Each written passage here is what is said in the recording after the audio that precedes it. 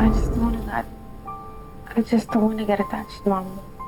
Yeah, but apparently you are. Anak, mahal mo na ba siya?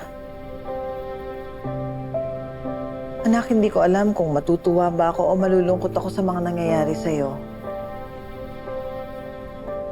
I should be happy kasi nahanap mo na yung love again, right?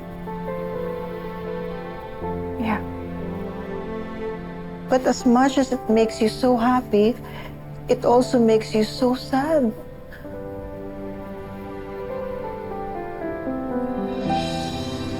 Alam ko naman kasi talaga yung lugar ko sa buhay ni Gerald. Asawa lang niya ako on paper. I'm just a dried up signature on a certificate.